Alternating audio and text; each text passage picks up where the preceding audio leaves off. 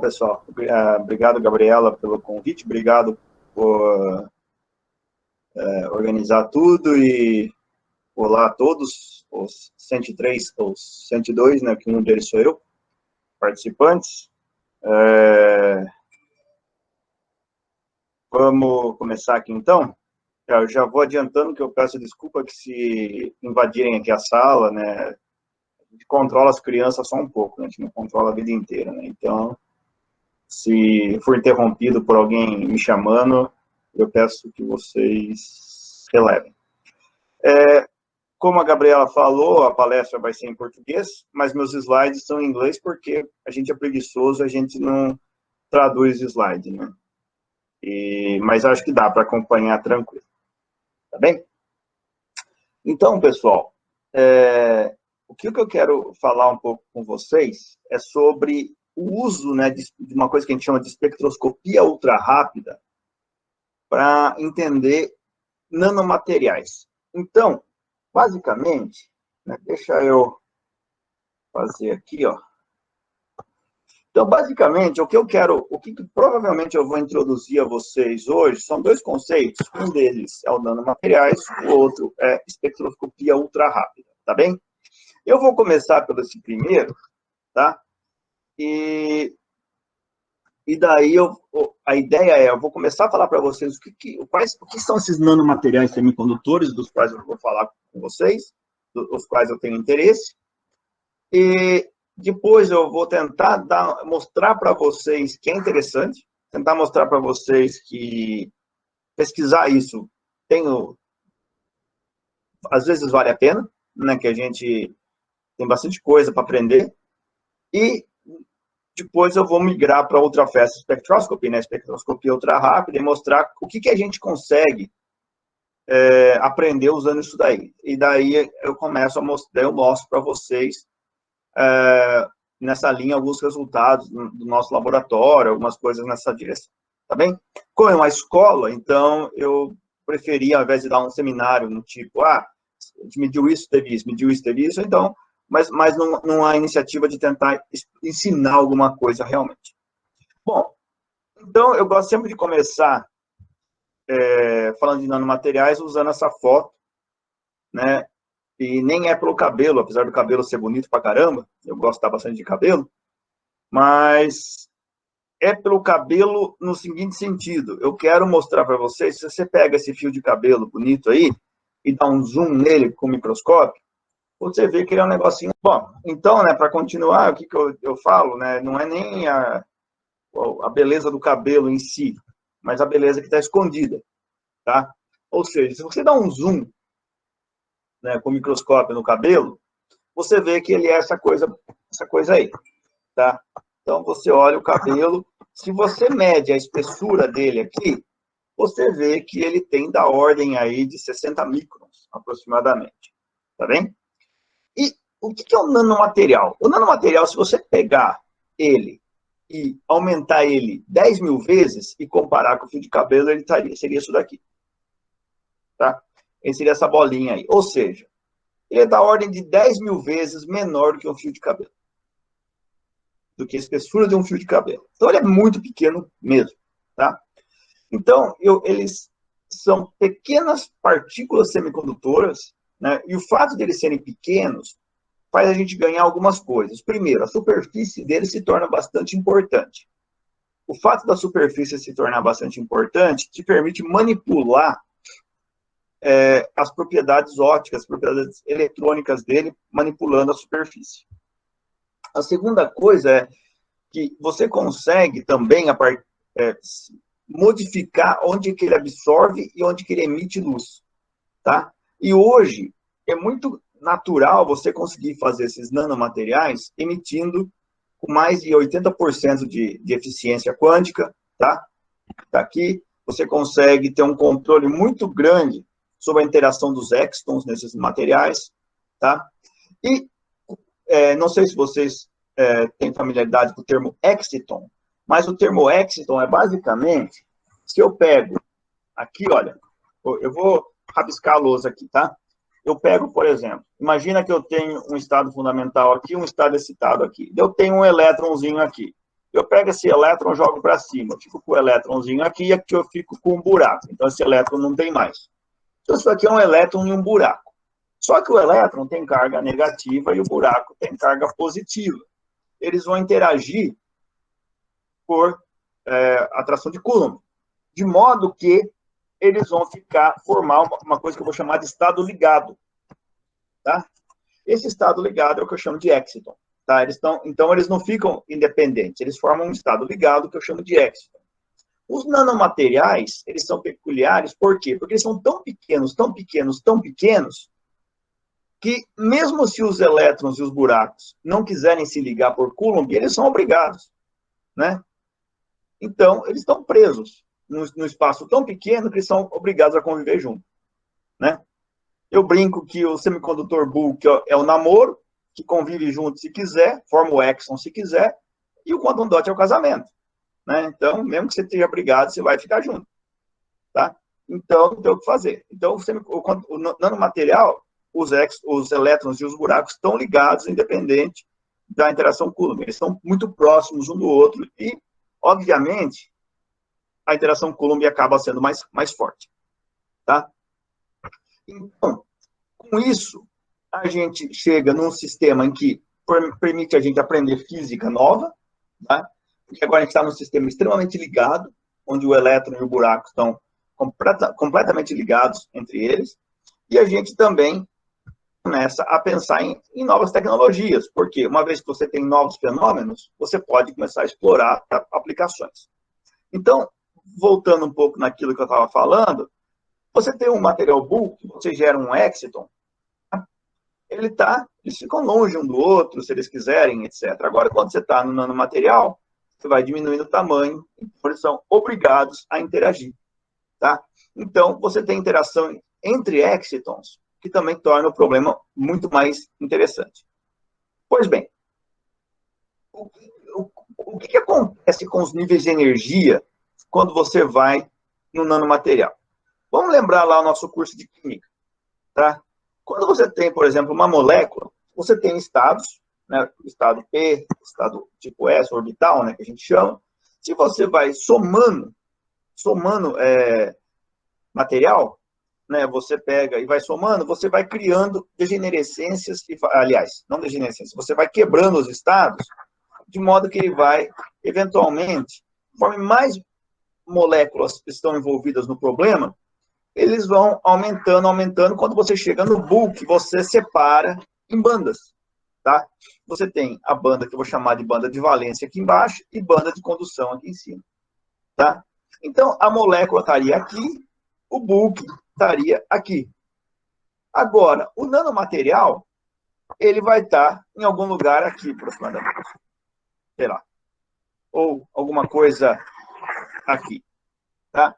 Ele não é nem o bulk e não é nem a molécula. Tá? A molécula tem aí da ordem de 10, sei lá, 100 átomos. O bulk tem da ordem de 10 a 23. O nanomaterial tem aí da ordem entre 100 e 1000 átomos, aproximadamente. Tá bem? Então, o que acontece? Os níveis de energia são discretizados. Tá? E, para entender isso de uma forma um pouco melhor, talvez eu quero emprestar um pouquinho aquele curso de mecânica quântica que vocês já fizeram. Ou então, estrutura da matéria. Não precisa nem ir lá para mecânica quântica. Se você pegar na estrutura da matéria, vocês já aprenderam o problema do partícula num potencial infinito, em uma dimensão. Né? Então, você tem aí um potencial que tem U igual a infinito aqui, e U igual a zero aqui. Né? Numa dimensão, se você resolve a equação de Schrödinger, você chega que a solução é uma combinação de senos e cossenos, onde o K é senos e cossenos de Kx, onde o K tem que obedecer esse valor.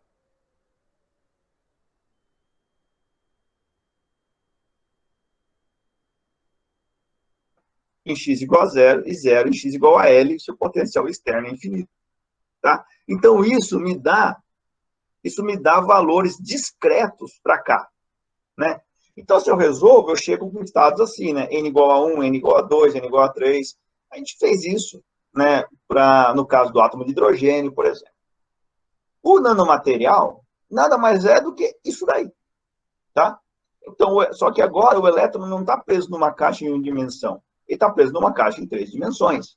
A caixa pode ser quadrada, né, um cubo, a caixa pode ser esférica, a caixa pode ser um cilindro, né? Então, você pode ter diferentes formatos, mas, basicamente, a ideia é essa. Você tem um confinamento quântico, você faz com que o elétron está preso dentro de uma caixa, e o problema que a gente tem que resolver, grosso modo, é isso daí, tá? Então, você acaba tendo níveis discretos de energia, tá bem?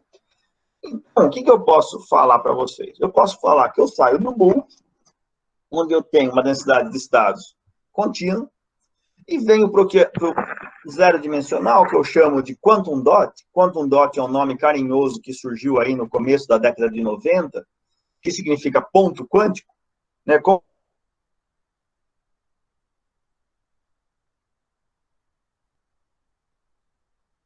Ponto, né? Então, a gente chama que é o ponto quântico, tá bem? Então, níveis discretos de energia, de modo que, numa aproximação bastante simples, eu posso dizer que a energia do band gap nada mais é do que a energia do bulk, mais aquele termo do potencial infinito, tá vendo? Esse termo aqui, exatamente esse daqui, ó, de fazer ficar zero a função de onda fora do quantum dot, tá? Então, essa é a aproximação mais simples possível. O mundo real é assim? Obviamente não. O mundo real é muito mais complicado. Tá? A barreira de potencial não é infinita. Tá? Mas, isso daqui é uma aproximação que dá a ideia para a gente de quê? De que você consegue manipular o band gap do material, ou seja, onde ele absorve e onde ele emite luz, simplesmente manipulando o tamanho, que é o raio que está aqui embaixo. Tá joia? Pessoal, eu estou falando aqui, se alguém tiver dúvidas, me para, tá bom? Porque, de novo, vocês sabem que eu não estou vendo aí a manifestação de vocês no chat, se estiver acontecendo. Pois bem. Então, o que acontece? Eu tenho, então, essa questão que eu consigo manipular onde ele absorve, consigo manipular onde ele emite, simplesmente manipulando o tamanho. Então, esse gráfico é um gráfico bem antigo, ele tem uns 20 anos, né? Então falta material para caramba aí, mas só para vocês terem uma ideia, se eu pego, por exemplo, o seleneto de chumbo, que é um semicondutor que, em bulk, tem o band gap da ordem de 0,26 electron volt, se não me engano, 23, é 0,20 alguma coisa electron volt, ele está aqui embaixo. Agora, se eu for fazendo ele confinar, eu posso chegar com ele tendo um band gap muito maior, da ordem de 2 eletronvolts. Tá? Então, eu posso cobrir toda essa região espectral simplesmente mudando o tamanho do nanomaterial. Tá? Então, eu consigo manipular onde esse material emite e absorve luz. Então, por exemplo, essa fotozinha aqui é uma foto famosa, né, que mostra nanomateriais de seleneto de cádmio com diferentes tamanhos. Esse é pequenininho, esse é grandinho. Então, vocês veem que, se ele é pequenininho, ele emite no azul, se ele vai aumentando, vai indo para o verde, amarelo, laranja e vermelho. Tá? Simplesmente mudando o tamanho do nanomaterial. Tá joia? Isso daqui é um dado que a gente tirou em 2013 por... esse experimento chama... Basicamente o mesmo experimento do que se faz para microscopia por varredura, tá? Mas ao invés de fazer a microscopia, a gente faz espectroscopia. Na microscopia por varredura, o que você faz? Você põe a sua ponta, né, do microscópio e vai varrendo a amostra e vendo. Você mantém a corrente constante, a tensão constante, de modo que você consegue injetar ou retirar elétrons. Então, você vai varrendo e, quando tem um material, você injeta ou retira o elétron, de modo que você percebe que tem um material. Aqui, o que a gente faz? A gente faz isso, só que na hora que acha um nanomaterial na amostra, a gente para a ponta do microscópio e vai mudando a corrente, vai mudando a tensão, desculpa. Vai mudando a tensão de modo que a gente vai injetar elétrons se o material tiver um estado permitido para absorver, para jogar um elétron, um estado vazio, e que a gente vai retirar um elétron se ele tiver um estado com um elétron disponível, tá? Então a gente consegue ver estados da banda de valência e estados da banda de condução, tá? Então a gente vê aqui, por exemplo, que você diminui o tamanho aqui, os estados vão se abrindo, como a gente acabou de discutir por essa fórmula aqui, tá? Então isso daqui é uma evidência experimental de que isso daqui é válido. Tá? Isso aqui é outra evidência experimental, né? Isso aqui é mais visual, mais bonitinha de ver. Tá joia? Legal, pessoal? Como que se faz esses nanomateriais coloidais? O que são esses nanomateriais coloidais? Né? Como que ele é feito? Bom, basicamente, fazer nanomaterial coloidal é que nem preparar sei lá, um miojo. Preparar um macarrão, preparar um feijão bem temperado. É que nem cozinhar, basicamente. Você separa os ingredientes, coloca para ferver, na hora que um estiver bem quente, você injeta o outro, e dependendo do tempo de cozimento e da temperatura, você tem o material que você quer. Você tem o bem passado, o mal passado, é que nem cozinhar mesmo. Né? Se você for lá no YouTube, você acha 1 milhão de vídeos ensinando a fazer nanomateriais. Eu peguei um deles, que eu achei bem bonitinho. Vamos ver se eu consigo tocar aqui para vocês. Eita. Ele não vai deixar eu tocar, será? Deixa eu ver.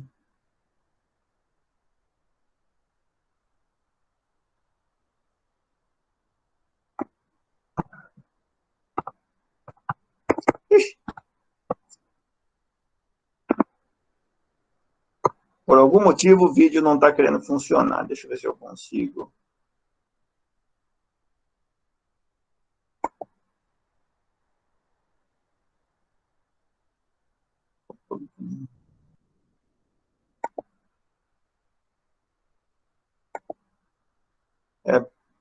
Por algum motivo esse vídeo não está querendo tocar. Bom, mas depois vocês procuram no YouTube como é que funciona isso, que é bonitinho, vale a pena. Tá bem? Só colocar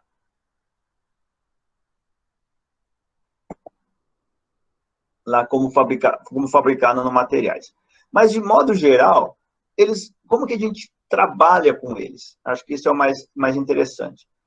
A gente, geralmente, esses nanomateriais são partículas pequeniníssimas, da ordem aí, como eu falei para vocês há pouco, da ordem de 1 a 10 nanômetros, tá?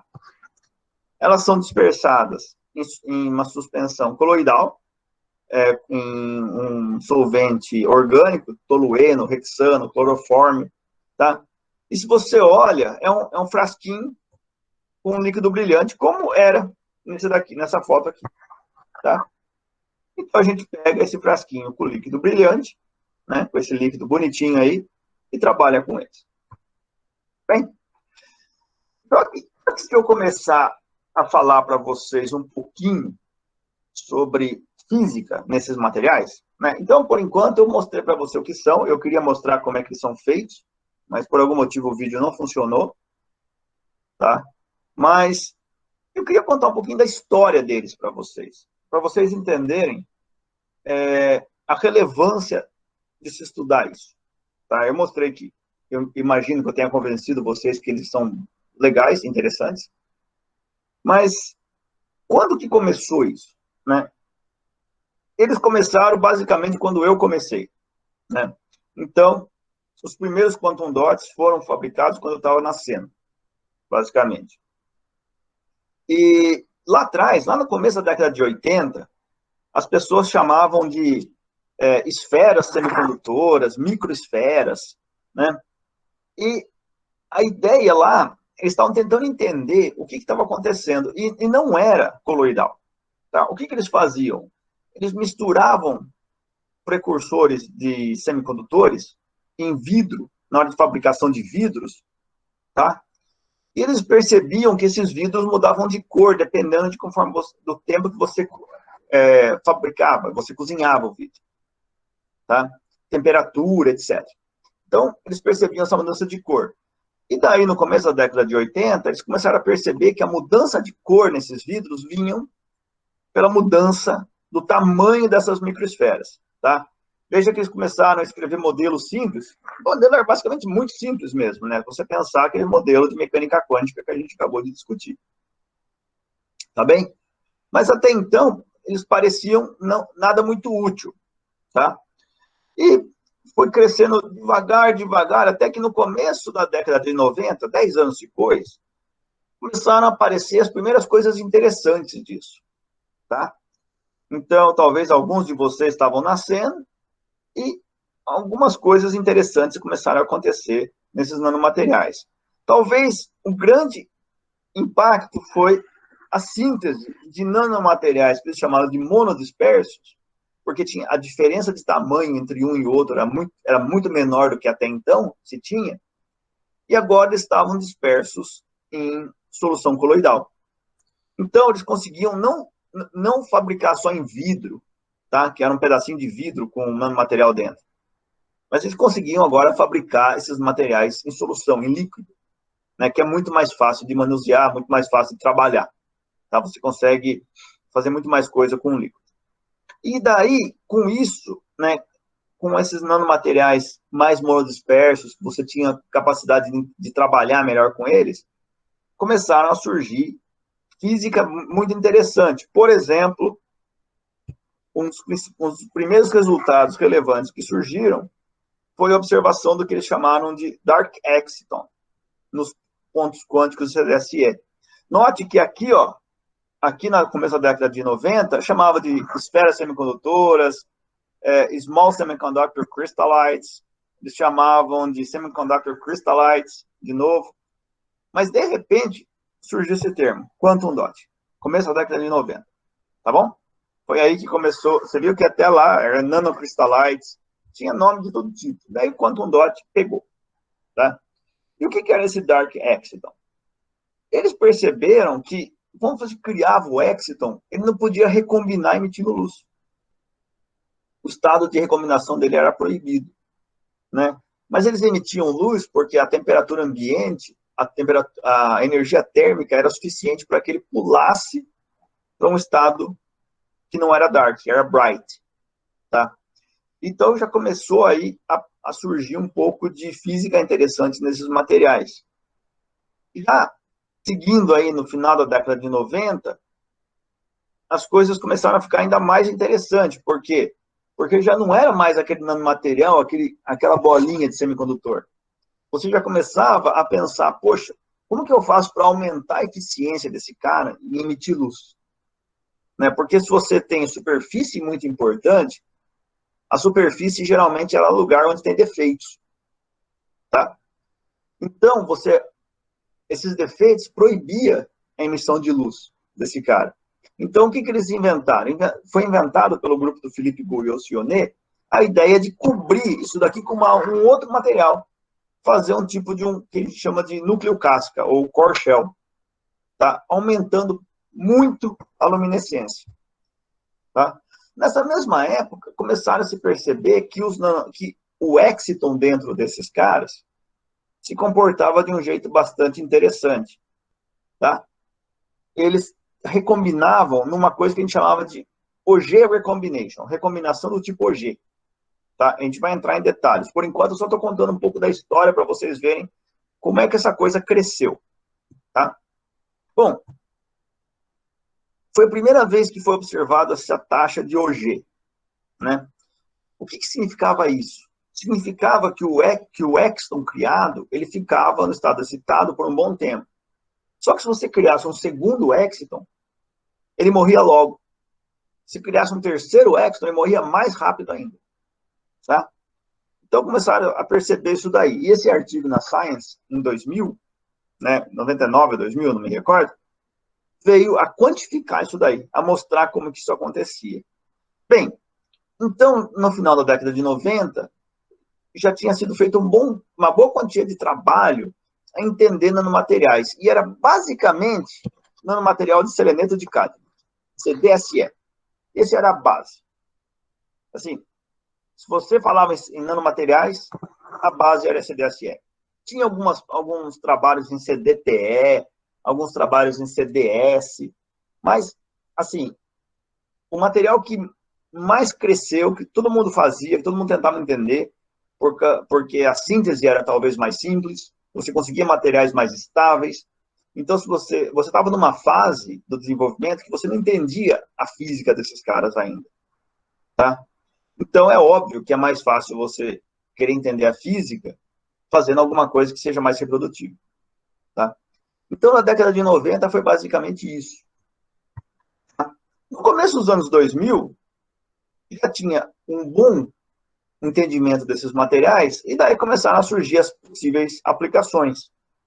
Né? Uma delas, por exemplo, seria marcador para sistemas biológicos, porque eles eram extremamente fluorescentes, absorviam num vasto espectro de luz. Né? Você conseguia ter fluorescência por absorção de 2 fótons, tá? que é uma fluorescência que você tem resolução 3D, né? Então, começaram a especular isso daí, por exemplo, para fluorescência de material vivo, né? Fazer imagem de material vivo. Outra coisa, eles emitem bastante luz, então eles podem ser ótimos lasers. Então, laser você precisa de um material que emite bastante luz. Então, começaram a explorar esse nanomaterial para emissão laser, para fabricar laser com esse cara. Né? Ao mesmo tempo, migrou-se do CDSE para nanomateriais do tipo PBS, PBSE. Esses caras, com base em chumbo, você conseguia ter eles operando no infravermelho, enquanto o CDSE é ali na região do visível, né? Então, no infravermelho, você tem coisas bastante interessantes que você pode fazer, porque ele absorve toda a luz visível. Então, você pode começar a pensar em célula solar e transformar esse material na base para novas células solares. Tá? Então, o começo dos anos 2000 foi quando esses nanomateriais começaram a migrar daquele sistema que era apenas um sistema para entender física para alguma coisa que parecia que podia ter utilidade. Tá? E daí, meu querido, daí foi embora. Daí, na segunda metade dos anos 2000, começaram a desenvolver LEDs com esses caras, né? O pessoal já começou a tentar a fabricação de LEDs, né?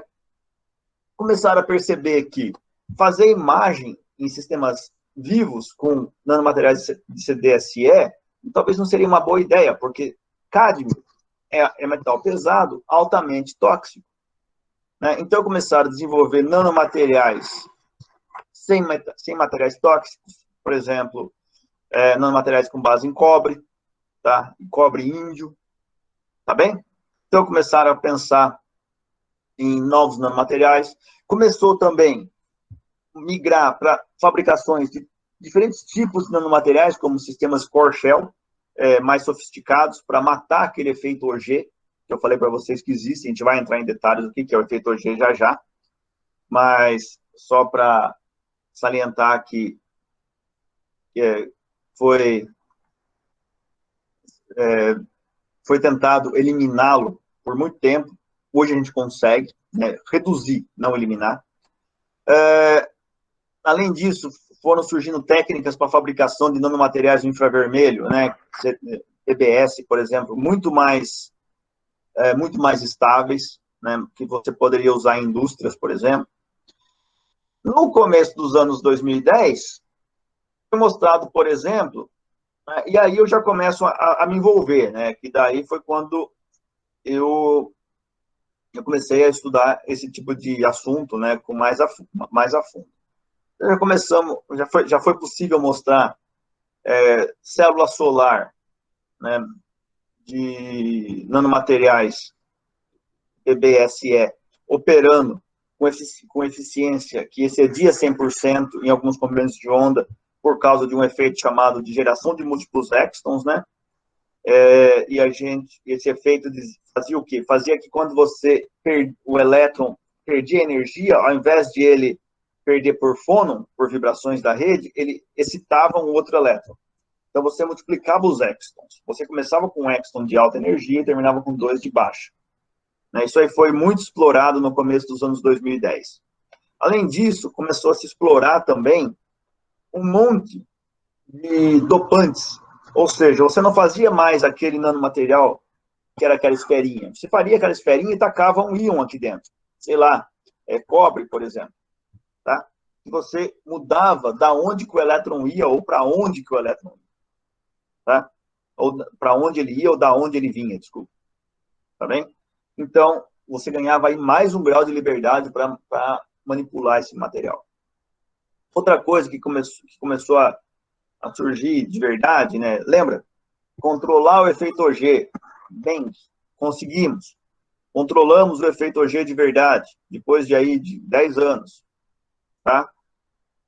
Conseguiu mostrar, por exemplo, LEDs. Lembra? Começou a fazer LED. Daqui a pouco, o LED chegou aí a ter 10% de eficiência.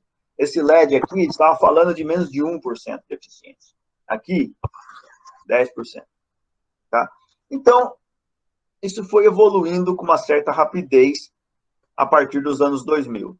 E nos últimos 5 anos, né, ele começou, os nanomateriais, os quantum dots, os nanomateriais coloidais, começaram a migrar de apenas serem promessas à aplicação até para algumas aplicações, como, por exemplo, não mais célula solar, mas concentrador solar, seria uma janela solar, basicamente. Tá? Laser. Né? Hoje a gente é capaz, é possível fazer laser baseado em quantum dot altamente eficiente.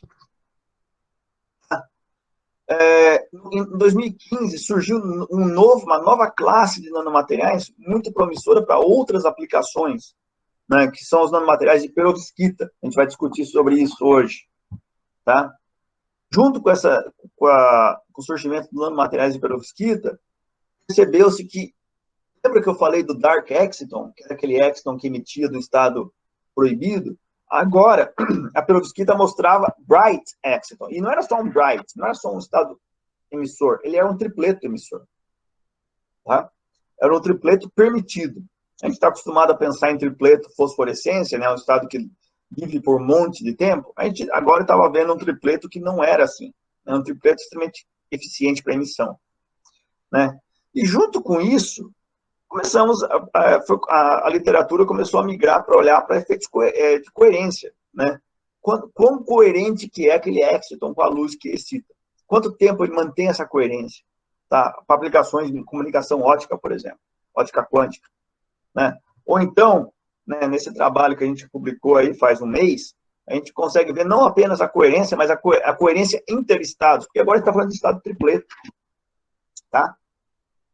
Então, veja, e além de todo esse avanço na ciência desses materiais, hoje você encontra. Eu lembro que quando eu comecei a estudar nos materiais, lá em 2005, uma vez eu falei para minha mãe que eu acho que ela nunca ia encontrar isso daí no Carrefour vendendo. Ledo engano, hoje você for no Carrefour, você encontra quantum dot para comprar. Nessa televisão da Samsung. Tá? E não é só da Samsung, tem a LG hoje, tem televisões com quantum dot. Tá? A Sony tem televisores com quantum dot.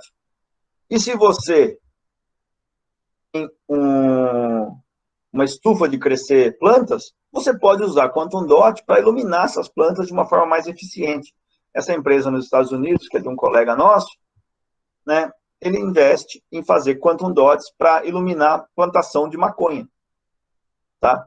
Plantação de cannabis, para crescer de uma forma mais eficiente e em um tempo mais curto. Tá bem? Veja vocês que quando eu apresentei toda essa evolução, o título que eu chamei é Ultra Fast Spectroscopy in Colloidal Nanomaterials, ou seja, nanomateriais coloidais e espectroscopia ultra rápida. Mas em nenhum momento eu falei de espectroscopia. Mas em todos esses trabalhos, espectroscopia está escondida. Tá? Toda essa evolução se deu em partes, por grande influência de espectroscopia ultra-rápida. Tá? Então, agora a gente vai mudar um pouquinho a nossa marcha aqui, e a gente vai falar um pouquinho de espectroscopia ultra-rápida, o que é, né? Basicamente, espectroscopia ultra-rápida é você usar um laser de pulso ultracurto, então um pulso que tem da ordem aí de 100 femtosegundos ou até menos, tá? Femtosegundos é 10 a menos 15 de um segundo, então eu estou falando aí de pulsos da ordem de 10 a menos 14 a 10 a menos 13 de um segundo, tá? Então a gente usa lasers desse tipo e sempre a estratégia é muito simples. Você geralmente vai com um pulso laser, que eu vou chamar de pulso de excitação, e um pulso, ou mais que um pulso, que eu vou chamar, eu vou chamar um pulso de prova. Vai ter um pulso que eu vou chamar de prova, que vai chegar um pouco depois do pulso de excitação. Tá? Ou seja, esse pulso de prova vai ver o material depois que ele foi excitado, depois que ele encontrou a luz que bateu nele. Tá? Ou seja, ele vai encontrar o material modificado. Se eu consigo manipular o tempo entre esses dois pulsos, eu consigo ver a evolução daquele material entre o tempo que ele foi excitado e o tempo que ele foi testado. Então, eu consigo ter uma ideia da dinâmica desse cara. Tá? E eu posso, então, variar como eu faço isso, de modo que eu tenho informações riquíssimas sobre o material. Então, basicamente isso. Eu tenho o sinal que passa pela amostra, esse sinal, quando ele chega junto com o bombeio, né, com o pulso de excitação, eu tenho, por exemplo, uma transmitância mais alta, conforme eles vão atrasando, a transmitância vai diminuindo. Tá bem? Então, é basicamente isso.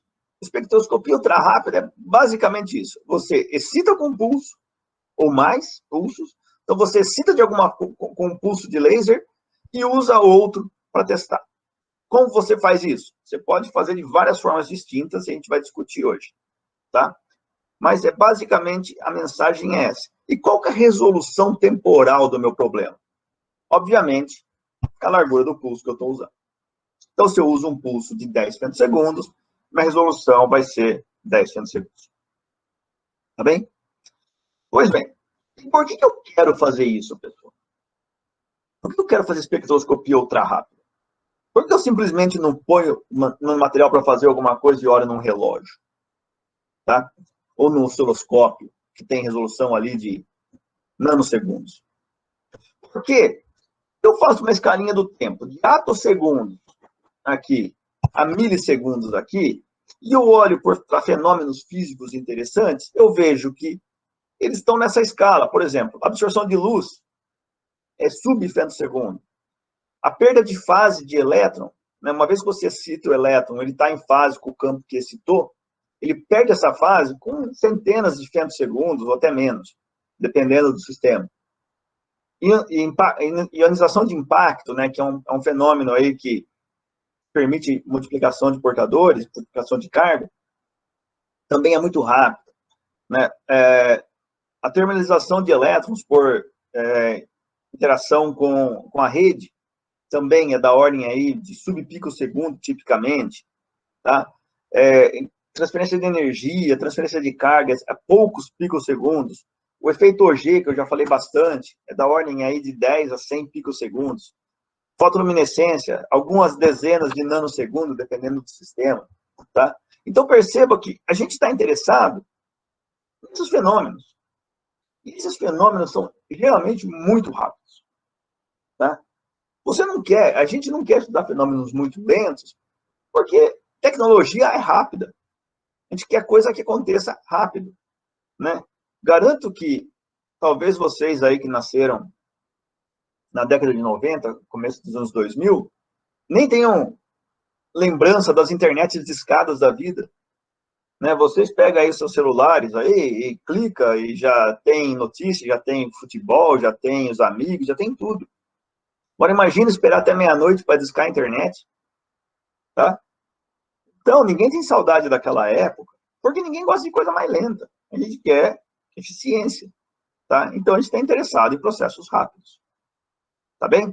Então, é isso que a gente está interessado, e é isso que a gente estuda usando a espectroscopia ultra-rápida. Então, só para mostrar para vocês um pouquinho, o caso mais simples da espectroscopia ultra-rápida que tem, tá? Que é o quê? Imagina, então, que eu tenho aquele nanomaterial. Lembra que eu falei para vocês que eles têm estados discretos de energia? Então, vamos imaginar aqui que esse daqui é a banda de condução, a banda de valência, essa é a banda de condução, tá? Então, eu tenho esses estados discretos de energia. Daí eu venho com um pulso de bombeio, né, que eu estou chamando esse pulso de bombeio aqui, esse pulso azul, e eu jogo um elétron aqui para cima, e fica um buraco aqui embaixo. Porque o meu elétron está aqui em cima, se eu vier com um feixe de novo, aqui embaixo, passando por ele, desculpa, o que vai acontecer? Ele vai ser transparente, essa luz vai passar. Então, minha transmitância aumenta. Só que eu faço esse segundo feixe passar por um carrinho, que é um atraso. Esse carrinho eu tenho dois espelhos, um aqui e outro aqui, de modo que a luz bate, vem e volta. A gente sabe que a velocidade da luz é c, então se o carrinho vai para trás um pouquinho, se ele anda para trás ΔL, vocês concordam comigo que ele vai atrasar um tempo que eu vou chamar ΔT, que é 2ΔL sobre c? Tá? Por que é 2? Porque a luz vai e volta.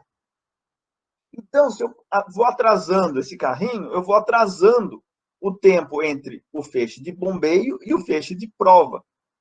De modo que, se eu for fazendo isso, eu vou tendo essa curva bonitinha do elétron voltando para o seu estado fundamental. E é isso que eu quero fazer. Tá? Esse é o típico sistema de espectroscopia ultra-rápida. Tá? Esse é um caso mais simples que eu chamo de absorção transiente. Tá bem? Mas você pode fazer o que você quiser com isso. Você pode fazer toda brincadeira possível. Um exemplo que dá para a gente fazer, ao invés de ir com o seu feixe de prova, um feixe numa cor específica, você pode ir com um contínuo de luz branca. De modo que você excita o material, por exemplo, aqui no pump, desculpa, e prova o seu material com toda essa luz branca aqui. Na hora que você faz isso, na hora que você excita o material, você está pegando e jogando os elétrons aqui para cima. Os elétrons, quando chegam lá em cima, eles deixam buracos para trás, e a interação coulombiana entre eles causa um deslocamento nos níveis de energia. De modo que, se eu meço a variação da absorção, eu tenho um pico aqui, eu tenho um pico aqui, e eu tenho um aumento de absorção aqui e aqui. Note que eu estou escrevendo menos delta alfa. Tá bem? Veja, com isso, pessoal, o que eu tenho? Eu tenho que esse pico, primeiro que surge aqui,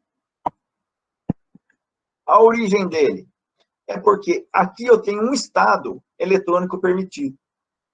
Esse outro pico, eu tenho um outro estado permitido. E o que acontece aí?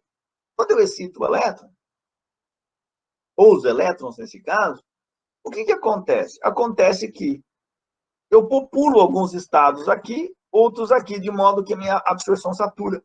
Eu tenho menos absorção. Tá? Então, ela diminui. Então, menos delta alfa aumenta.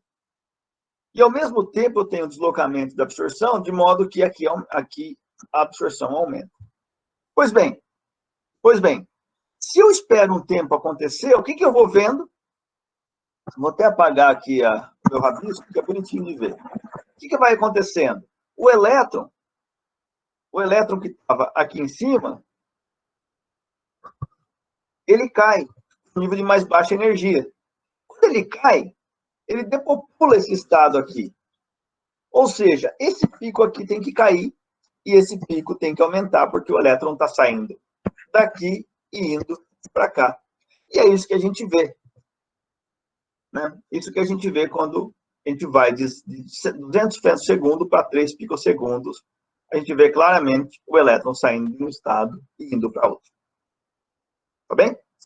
Então, por exemplo, isso daí é uma coisa que dá para ver com espectroscopia ultra rápida em nanomateriais. Isso aí é dinâmica intrabanda. Então, a gente vê que uma vez que o elétron está no estado muito alto de energia, quanto tempo ele demora para cair para o fundo da banda de condução. Tá legal, pessoal? Bom, outra coisa que eu já falei algumas vezes nessa palestra hoje, e eu quero voltar nela, é o famoso efeito OG. O que é o efeito OG? Imaginem vocês que vocês criaram dois éxitos. Então, vocês têm dois elétrons aqui em cima e dois buracos aqui embaixo. O que acontece, pessoal, é que esses elétrons, esses buracos, estão muito próximos entre eles, de modo que eles vão ter interações coulombianas muito fortes. De modo que, ao invés de eles decaírem e emitirem dois fótons, porque ele poderia fazer isso. Esse elétron recombina com esse buraco, emite um fóton. Esse elétron recombina com esse buraco, emite outro fóton. Isso poderia acontecer tranquilamente. Só que, apesar disso ser possível, tem um outro fenômeno que é mais possível, que é o quê? Esse elétron recombinar com o buraco, e ao invés de ele emitir um fóton, ele transfere energia para esse outro elétron que sobe para um nível mais alto de energia. Eventualmente, esse cara decai, vem parar aqui, e no fundo, só um fóton que é emitido, porque aquele primeiro fóton não é emitido. Esse processo que tem a ver com interações coulombianas, ele é chamado de recombinação OG, e tem tempos da ordem aí de 10 a 100 picosegundos. Então, se você olha na dinâmica temporal daquela saturação de absorção que eu acabei de citar para vocês, vocês têm alguma coisa como esse gráfico aqui à sua direita. Tá? Você vê que você tem um tempo lento, que é desse éxito sozinho. E você tem um tempo rápido, que é quando você tem dois éxitos, que eu chamo de biéxito. Tá? Então, perceba que ele decai rapidamente até surgir, até que ele fique só um éxito, daí decai devagarzinho, que daí está emitindo fótons. Tá? Então, um jeito que a gente usa tipicamente para verificar se é isso mesmo, é considerar, né, que o nanomaterial ele absorve fótons discretos, obviamente, né? E o processo, por ser discreto e em números pequenos, a gente pode fazer, discuti-lo através de uma estatística de Poisson. Então, a gente consegue aí descrever os caras que absorveram e os caras que absorveram 2 fótons, e ver se eles estão seguindo a estatística de Poisson. E, a partir disso, a gente percebe que esse primeiro cara aqui é dos caras que absorveram 2 fótons e criaram 2 éxtons. Esses caras aqui são os caras que absorveram, que só tem um éxton, na verdade. Tá bem? Então, esse é um processo muito relevante em nanomateriais que foi percebido aí há 20 anos atrás.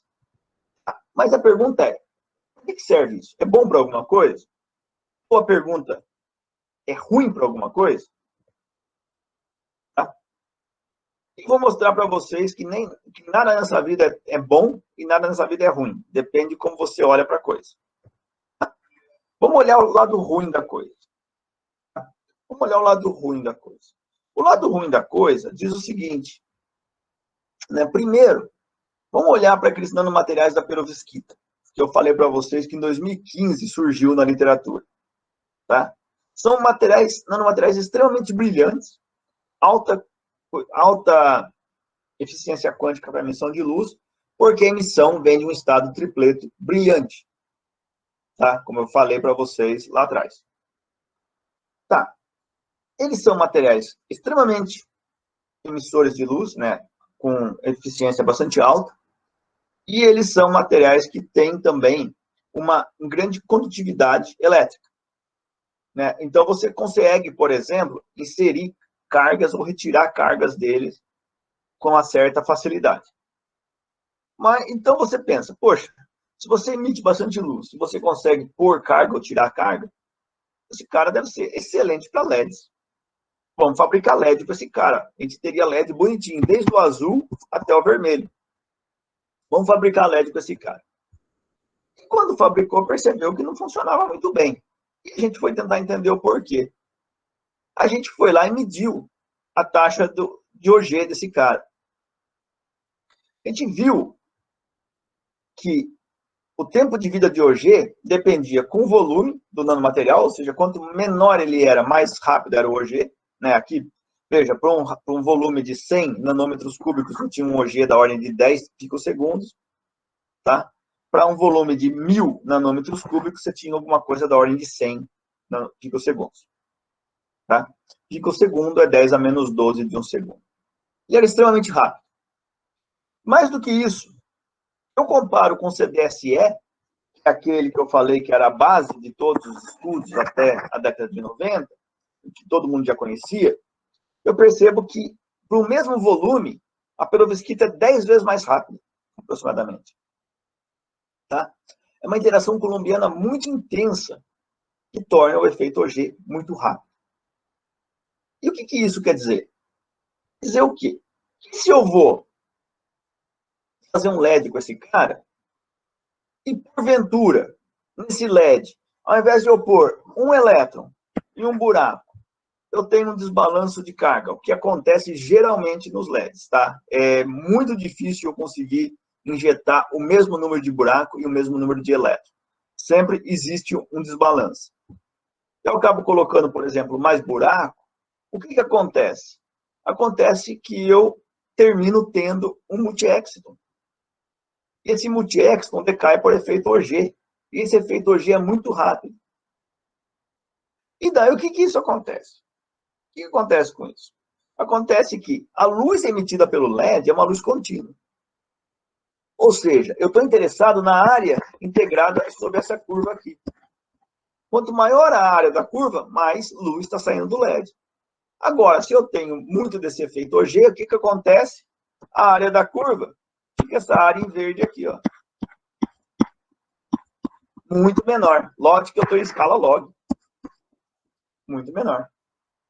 Ou seja, eu tenho muito menos luz saindo do meu LED. Tanto é que quando você faz o LED e vai olhar a eficiência quântica externa do cara, você tem uma eficiência, no máximo, aí de 0,3%.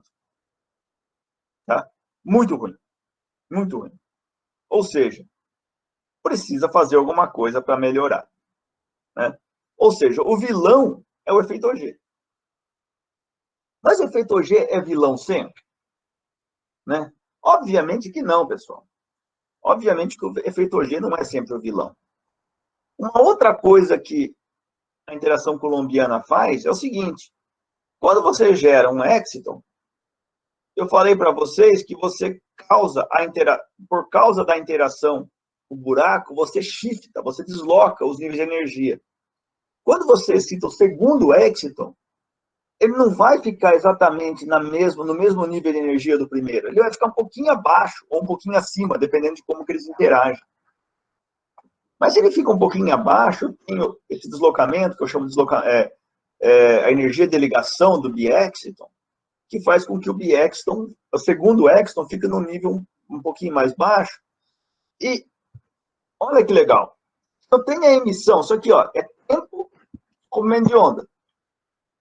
Se eu olho para a emissão do material em função do tempo, quando eu tenho só exciton, só tenho só esse primeiro aqui, você vê que eu tenho uma curva que decai bonitinho, de forma homogênea.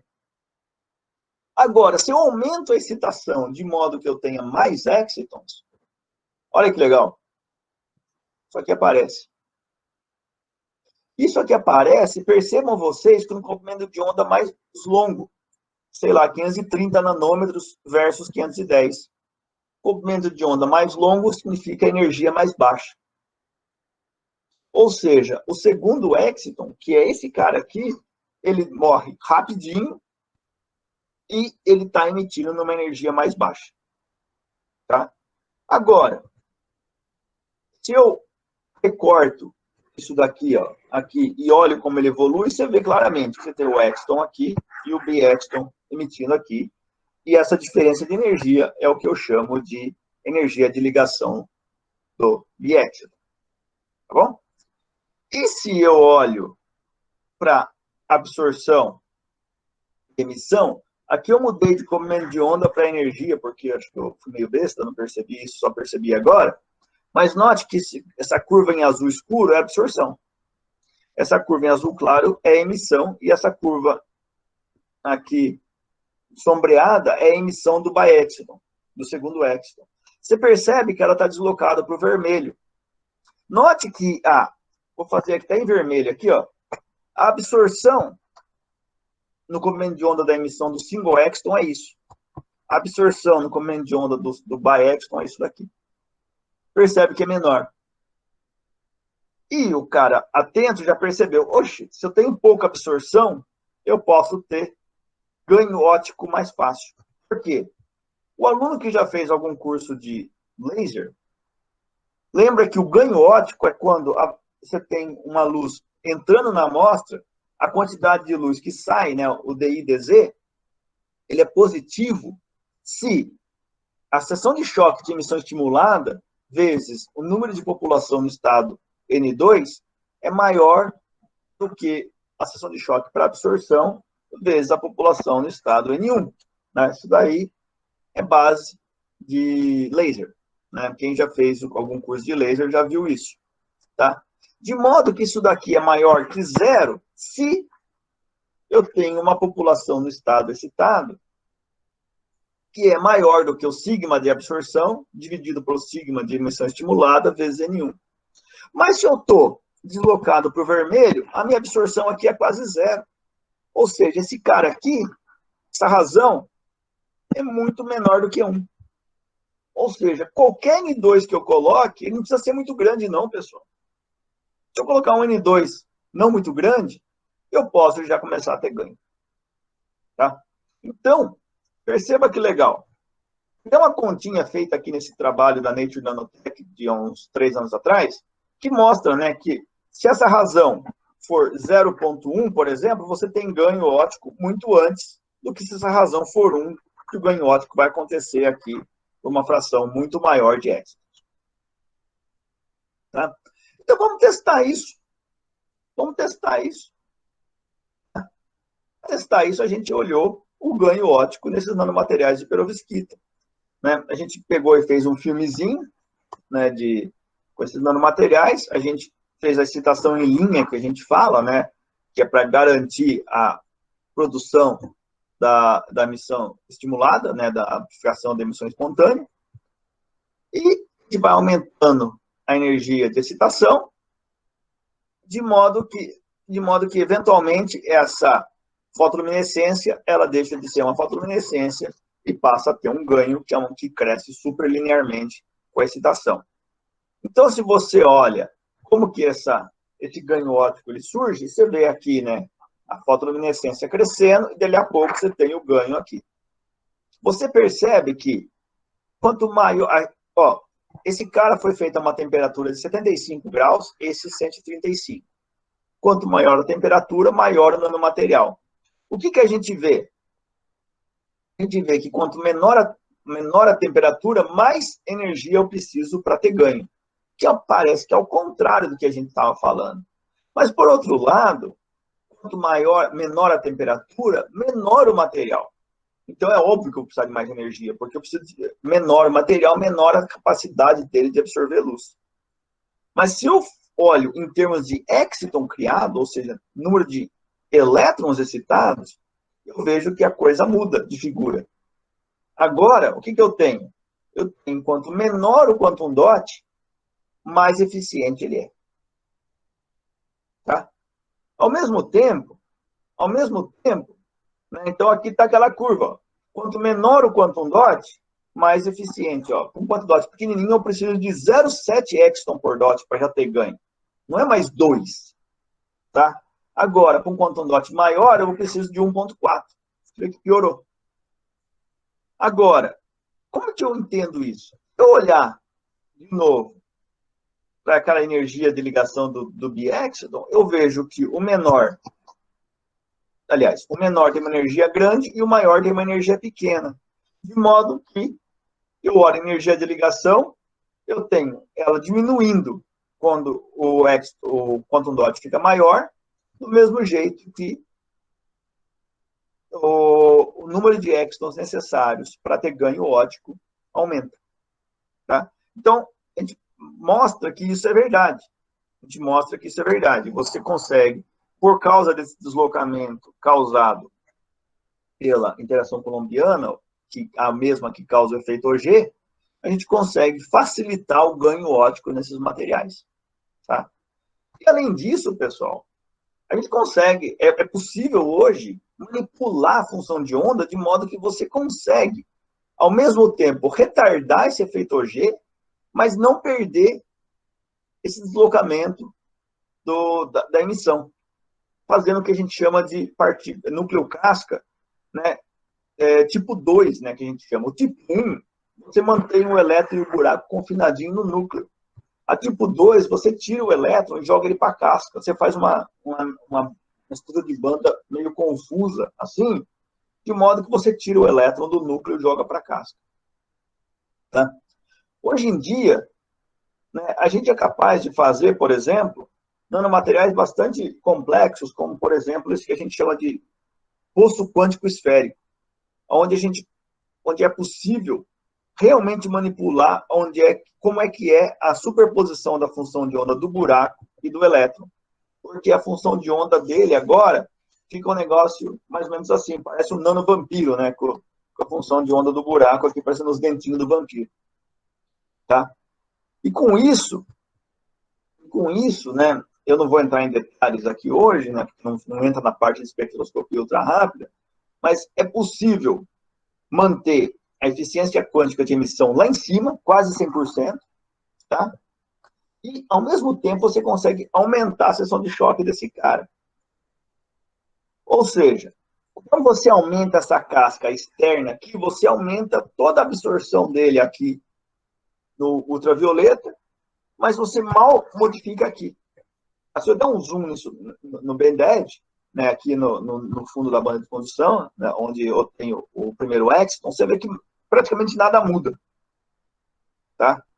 Mas, quando eu faço esse aumento aqui, porque eu aumentei a casca, eu consigo manipular as interações multicetônicas. Tá? Eu consigo ter agora aquele processo de efeito G que eu falava, que era da ordem de 10 a 100 picosegundos. Agora eu consigo controlar de modo que eu consigo separar se eu tenho um elétron em dois buracos conversando, vou chamar de tríon positivo, ou se eu tenho dois elétrons de um buraco conversando com o negativo, né? Tem dois do negativo e um do positivo. E se eu olho para o tempo disso daí, aquela hora eu estava falando de tempos da ordem aí de 10 a 100 picosegundos. Agora eu estou falando de tempos que vão da ordem aí de 8 nanosegundos, tá? Ou, no caso do positivo, chega aí a 1 nanosegundo. Ou seja, eu melhoro pelo menos uma ordem de grandeza. Eu torno ele mais lento. Tá? Então, eu consigo segurar os excitons lá em cima por mais tempo. Tá? E, além disso, eu consigo manipular essa interação multiexcitônica. Eu consigo manipular a energia de ligação desses caras. Tá bem? Como que eu faço isso? Né? Eu manipulo se elétron e buraco estão próximos ou estão separados. Com isso, pessoal, eu tenho energia de ligação positiva e negativa. No caso mais tradicional, que eu tenho os ligantes, tá? Eu tenho, então, energia de ligação negativa, ou seja, o biexton tem energia mais baixa do que o exciton. Mas, no outro caso, eu tenho um biexton com energia mais alta do que o exciton, que é o caso antiligante, que é esse caso quando a casca é muito grossa. Tá bem? Então, o que eu quis fazer com isso daqui? Eu quis pegar desses caras aqui, eu fui lá e peguei esse cara com a casca bem grossa, esse cara com uma casca intermediária e esse cara com uma casca bem fina, e fui olhar como que eu consigo, o que acontece com o ganho óptico nesse cara. Tá? Então, fui olhar então o ganho óptico com uma casca bem grossa, uma casca intermediária e uma casca bem fina. Eu fiz aquele sistema de absorção transiente, no qual eu olho aqui a transmitância através da amostra, se eu olho para ela sem excitação, sem nada. Eu vou excitando ela e vou vendo que a transmitância vai aumentando, aumentando, aumentando, de modo que, dali a pouco, quando eu chego aqui, ó, passei do 1, eu tenho mais luz saindo do que entrando. Estou tendo ganho óptico, ou seja, eu estou chegando com, digamos, 1 microwatt de luz e estou saindo com 2 microwatts. Estou saindo mais luz do que eu estou entrando. Então, eu estou tendo ganho óptico. Eu estou transferindo energia do bombeio para o meu feixe de prova. Tá? Bem, se eu faço isso, se eu vou variando a intensidade do bombeio e olhando quando ele cruza o 1, eu consigo ter então, o limiar de ganho óptico. Por exemplo, nesse caso, eu precisava aí da ordem de 9 exton por dot para ter ganho óptico. E daí, eu fui olhar o ganho óptico, aquelas 3 geometrias, né, com 3 cascas distintas. E o que eu vi era que a casca grande tinha ganho óptico aqui, a casca intermediária aqui e a casca pequena aqui. Os valores absolutos aqui, eles pouco têm resultado prático, porque depende muito da absorção naquela região, etc. Mas se eu faço uma normalização, o que eu observo é o seguinte, perceba que eu tenho a casca grossa aqui, a intermediária aqui e a fina aqui. Eu percebo que eles cruzam o zero aqui, aqui e aqui. Ou seja, eu percebo que quanto mais fina a casca, mais rápido ele cruza o zero, ou seja, mais rápido eu tenho ganho e maior esse ganho intrínseco. Né? Se eu lembrar daquela continha que eu acabei de falar para vocês, que é o quê? Que é a razão entre o ganho óptico e a relação entre absorção e emissão, eu percebo, então, que esses daqui são os dados experimentais. Eu percebo que ele fica pior quanto mais grossa a casca, mas isso era esperado simplesmente porque eu estou deslocando para o azul agora o meu bi-exton. Então, ele não tem menos absorção. Ao contrário, ele tem mais absorção. Tá? Então, e pior ele fica também em termos de eficiência intrínseca. Né? Então, se eu quiser escolher um cara para fazer um laser, eu quero escolher um cara com casca mais fina. Tá joia? E daí, se eu vou e olho para a emissão estimulada, ou seja, amplificação da emissão espontânea, eu vejo uma coisa que, além de tudo, é bonitinha, que a casca mais fina emite no vermelho, a casca mais fina emite no vermelho, a casca mais grossa emite no azul. Tá? E a casca intermediária praticamente não tem deslocamento. Tá? Isso porque eu tenho um bi-exton ligante e um antiligante aqui. Tá bem? E eu posso olhar os limiares e eu posso trabalhar para conseguir limiares mais baixos. Então, por exemplo, se eu pego a casca mais grossa, ele absorve mais luz. É mais fácil absorver luz porque o material é maior. É a mesma ideia de você pensar. Imagina que você tem uma bolinha de beisebol e uma bola de basquete. E você quer acertar a bola jogando uma pedra. É muito mais fácil você acertar de basquete do que de beisebol, porque ela tem uma seção de choque maior. Ela é mais fácil de ser acertada. Então, você pode pensar que a luz é a pedrinha e o nanomaterial são as bolinhas. Então, é mais fácil um material grande absorver luz do que um pequeno. Tá? Então, você vê que a gente chega aqui, ó, você começa a ter ganho óptico com uma fluência de 10 microjoule por centímetro quadrado.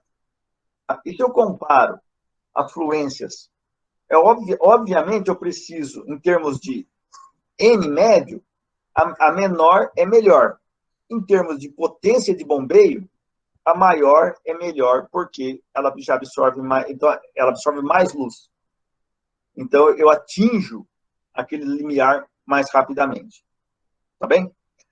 Esse valor aqui da ordem de 10 microjoule é interessante chamar a atenção de vocês, porque há 15 anos atrás, o limiar era cerca de 1000 vezes maior. Tá? 100 vezes maior. Hoje, a gente tem um limiar de 10 microjoule. Esse limiar, se eu não me engano, é um recorde para nanomateriais esféricos. Tá? Sem dopantes, sem coisas do tipo. Tá? E ele só é alcançado por causa de toda essa engenharia da função de onda para você conseguir juntar o G lento com deslocamento relativamente alto da função de onda, do Baepsilon, desculpa. Tá bem? Pois bem, eu devo ter mais 15 minutinhos, 10 minutinhos, e esses últimos 10 minutinhos eu quero contar para vocês que eu vim até agora falando para vocês de evolução dos quantum dots. Daí alguém pode me perguntar, mas professor, e a espectroscopia ultra-rápida não evolui também? E a resposta é, isso evolui muito. Tá? Por quê? Porque, pessoal, é muito simples, tá? Você pensar naquele problema lá atrás. Agora, se você chega e olha, esse aqui é nanomaterial, esse cara é nanomaterial. Se você joga num TM, no microscópio eletrônico, de transmissão, você vê que você tem desde o cara pequenininho até um cara maiorzão. É igual se você entrar numa sala de aula, todo mundo que está sentado lá é ser humano. Todo mundo é quantum dot. Mas tem o cara que é pequenininho, tem o cara que é grandão, tem o cara que é mais fininho, tem um cara que é mais gordinho, e assim por diante. Então, todos somos ser humano descrito ali com uma média, 80 quilos, 1,70m, em média. Mas tem o que tem 1,60m, tem o que tem 1,80m, tem o cara que tem 90 quilos, tem o cara que tem 50, e assim por diante. Então, tem uma distribuição de tamanhos. O quantum dot também. De modo que, se eu olho a emissão de luz, que é essa banda relativamente larga aqui de 50 mV, por exemplo, ela nada mais é do que uma combinação da emissão de todos esses carinhas. Porque lembram vocês que o que define a luz emitida é aquela fórmula que vai 1 sobre R ao quadrado. Então, se eu faço ele um pouquinho menor, ele vai emitir um pouquinho para o azul. Se eu faço um pouquinho maior, ele desloca para o vermelho. E assim por diante. De modo que essa curva que eu estou vendo aqui é uma superposição da emissão de todos esses caras que são um pouquinho diferentes um do outro. E isso, pessoal, tem um problema que é o quê? Isso mascara demais o que a gente está vendo. E se a espectroscopia ultra-rápida pudesse selecionar esse cara de modo que eu não mascarasse? Será que dá para fazer isso? A grande sacada veio em 2013. Em colaboração com o pessoal da Universidade de Michigan, a gente pensou em usar uma técnica que era recém-desenvolvida para estudar átomos, que é uma espectroscopia multidimensional, que é basicamente um sistema de forward mixing. O que é? Eu tenho um pulso, que eu vou chamar de pulso A, um segundo pulso B, um terceiro pulso C, e um quarto pulso que eu vou chamar de D aqui, só para facilitar a minha vida.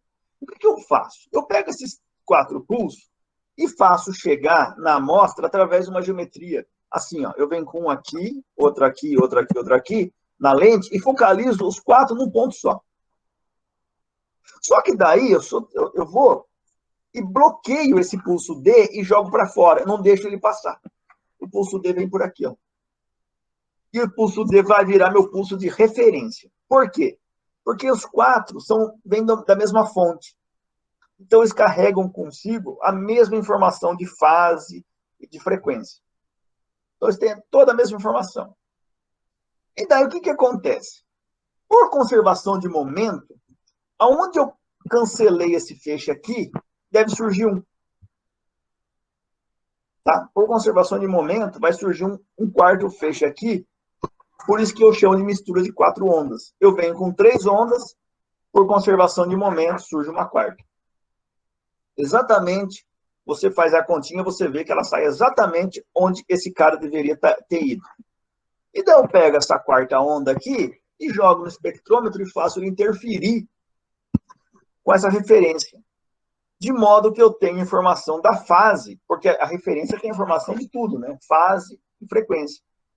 Agora, se eu faço uma interferência com a referência, eu consigo entender qual é a fase, não só a intensidade da luz gerada, mas também a fase. Tá? De modo que eu posso variar agora tanto o tempo dessa interferência, que eu vou chamar de tempo T, eu vou chamar de tempo de detecção, eu posso variar o tempo entre o pulso A e o pulso B, que eu vou chamar de tempo de evolução, o tal, tá? Porque o que é isso? Quando você excita a amostra primeiro, o elétron ele não sai desse estado e vai para esse. Ele não pega e fala, opa, estou aqui. Ele primeiro, ele fica naquela malemolência dançando junto com o campo elétrico, campo eletromagnético. Ele fica dançando com a mesma fase, com a mesma frequência. Até ele decidir se ele vai para um lado ou para outro. Tá? Então, assim, eu vou chamar de tempo de evolução.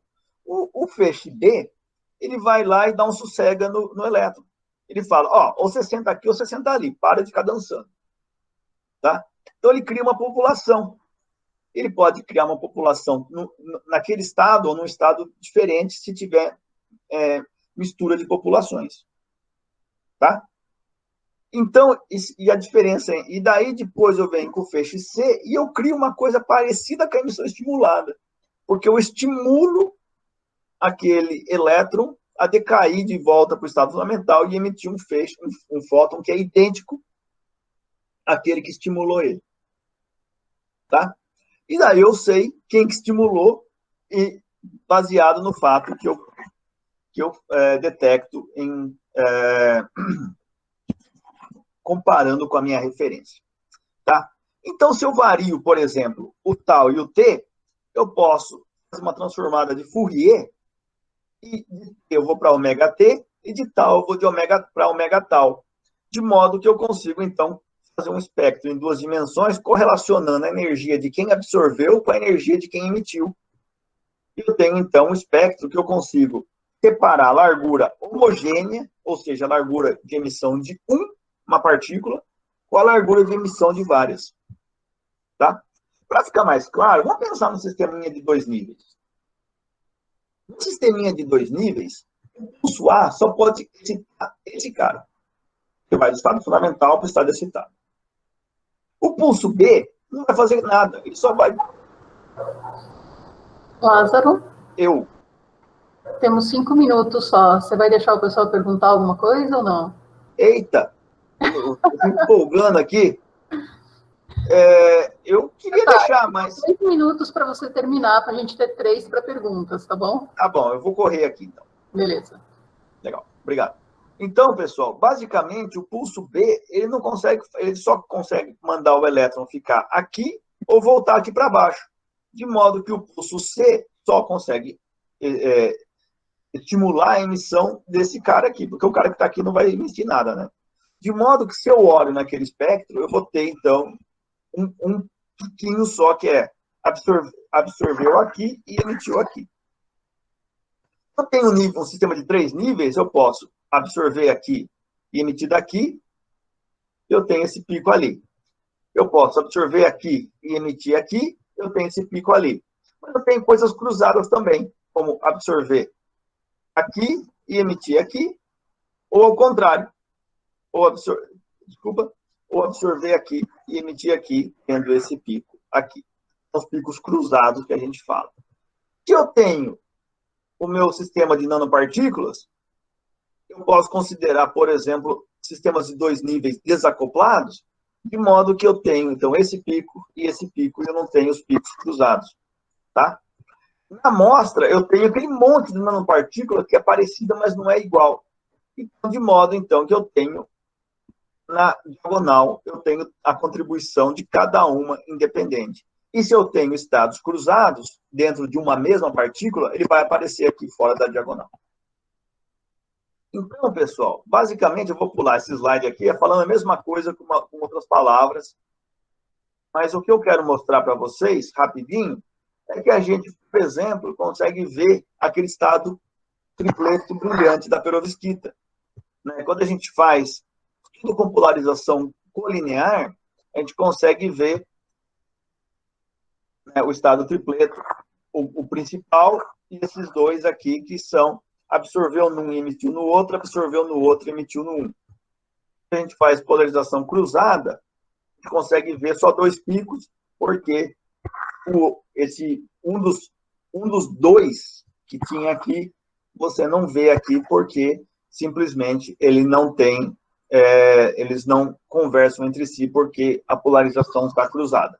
Eles são paralelos, então, se eu passo polarização cruzada, eu não vejo. Tá? Mas o que eu quero chamar a atenção de vocês é muito mais interessante, que é o quê? Eu estou vendo o estado tripleto, mas como o meu tempo é curto, eu quero mostrar para vocês o seguinte. Olha a largura de linha que eu consigo ver, pessoal. 80 microelectronvolt. Eu consigo resolver 80 microelectronvolt dentro de um material que tinha banda de 50 milielectronvolt.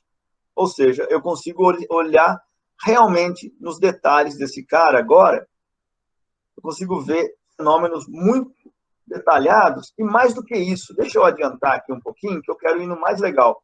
Eu consigo ver com resolução temporal. Tá? Por exemplo, na literatura, desde aí de uns 20 anos atrás, as pessoas já viram, por exemplo, a interação elétron-fônon em nanomateriais de CDSE, tá?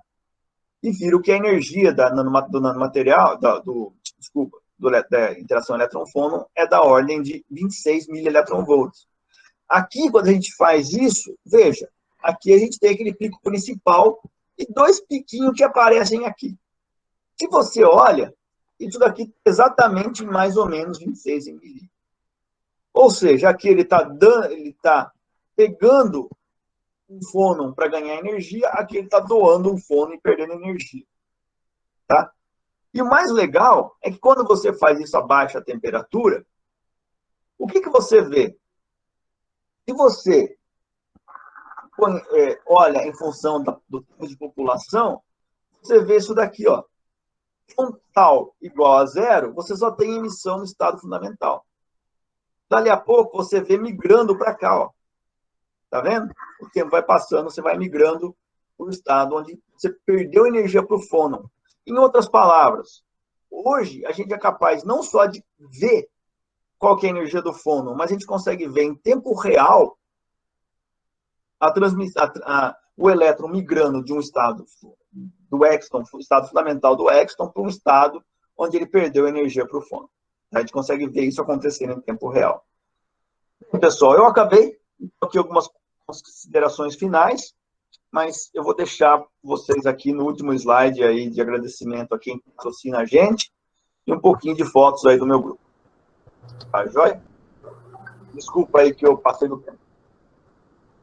Oi, Lázaro. Bom, gente, a gente tem tempo para meia pergunta, senão vai ficar meio puxado depois. Mas vamos aí. Se alguém quiser fazer perguntas, se quiserem já diretamente ligar o microfone, se quiserem levantar a mão, só para a gente fazer a ordem. Bom, tem uma pergunta aqui do Lucas Buzo. Bom, tem muita gente elogiando a sua apresentação. Lázaro, talvez seja melhor você sair do modo apresentação para ver as pessoas. Boa tarde, Lázaro. Opa. Tudo bem? Só fazer uma observação rapidinho, Gabriela.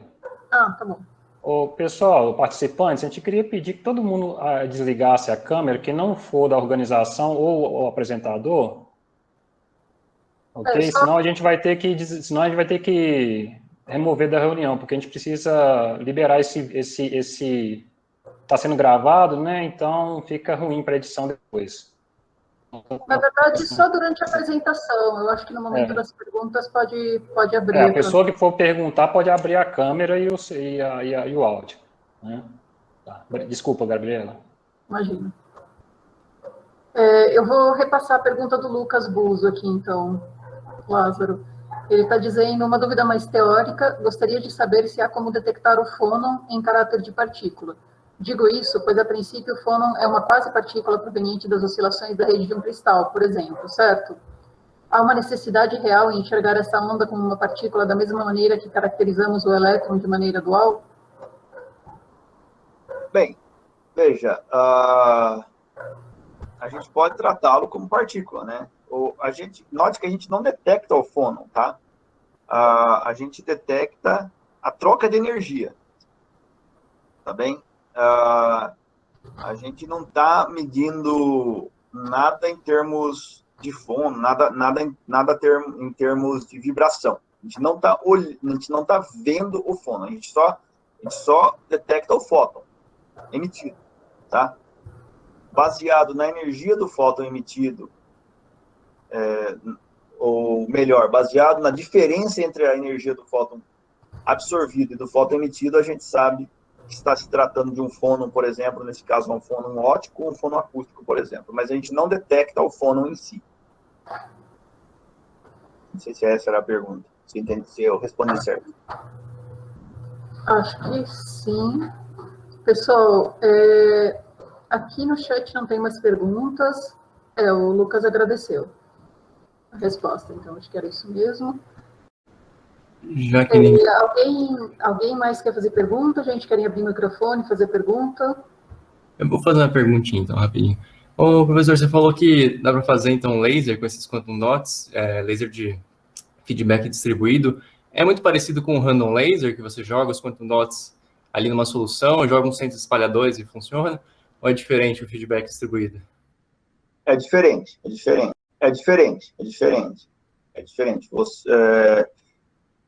Veja, o random laser, né, eu já até fiz algumas coisas com isso, mas eu acho muito complicado de lidar. Mas você consegue, né? Por exemplo, esse trabalho, se eu não me engano, é um trabalho do grupo lá de Los Alamos, o que eles fazem, né? Eles fazem microcavidades, bonitinho, né? Nada em solução coloidal, né? Eles pegam a solução coloidal e preparam daí uma microcavidade onde eles põem o quantum dot para a fabricação desse laser.